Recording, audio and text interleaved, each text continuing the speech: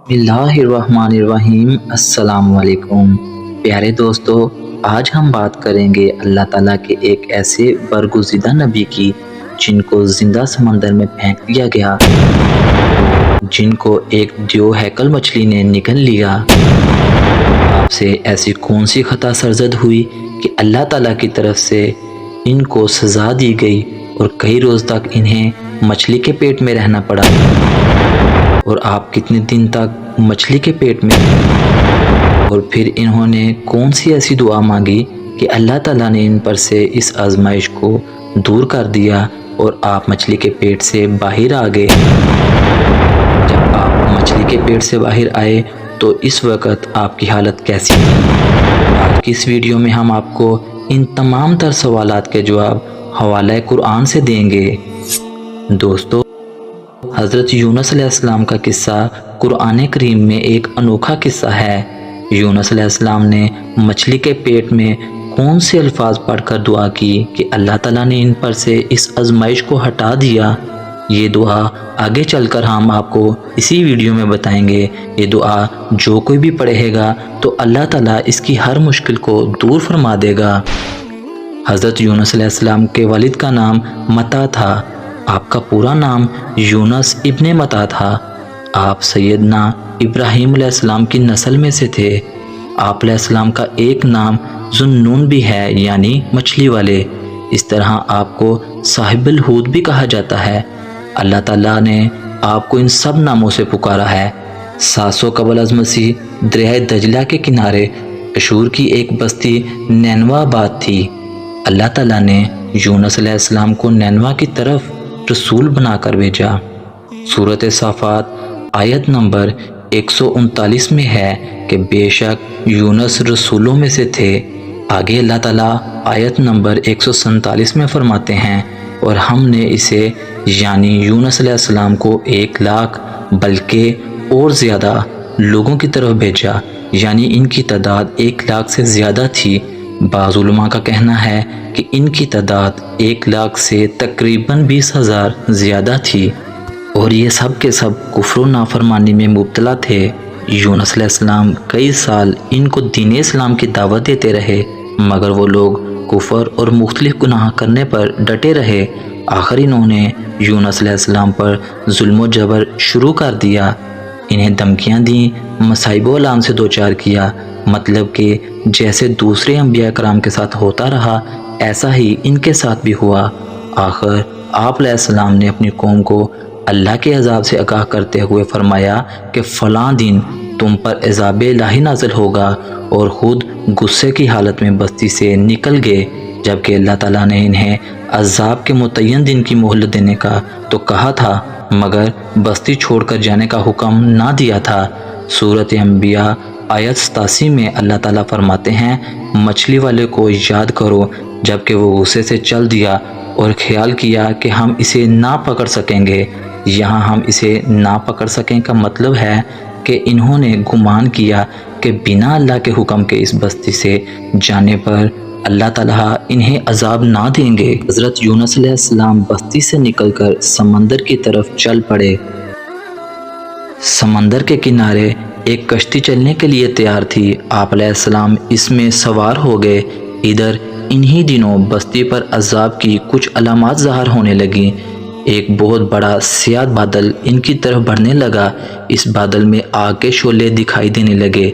इन लोगों ने अजाब के मुतय्यन करदा दिनों में से पहले ही दिन जब ये मामला देखा तो वो सब समझ गए कि यूनुस अलैहिस्सलाम सच्चे और अल्लाह के रसूल हैं, क्योंकि वो लोग हज़रत लूत अलैहिस्सलाम की कौम पर आने वाले अजाब के बारे में भी जानते थे। इसलिए इनमें से चंद बड़ों ने कहा, बेशक अब हम इस अजाब से ना बच सकेंगे।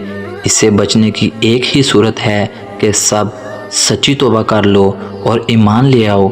लिहाजा वो सब के सब ईमान ले आए और सच्ची तौबा कर ली। वो सब के सब अल्लाह के सामने झुक कर रोने लगे और खुदा ताला से अपने गुनाहों की सच्ची माफ़ी मांगने लगे। आखिरकार अल्लाह ताला ने इन्हें माफ़ फरमा दिया और वो अजाब इनसे फेर लिया।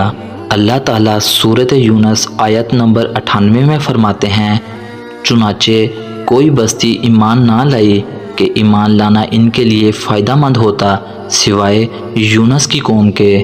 مطلب یہ کہ سابقہ امتوں میں سے کوئی قوم اس طرح ایمان نہ لائی جیسے حضرت یونس علیہ السلام کی ساری قوم ایمان لے آئی۔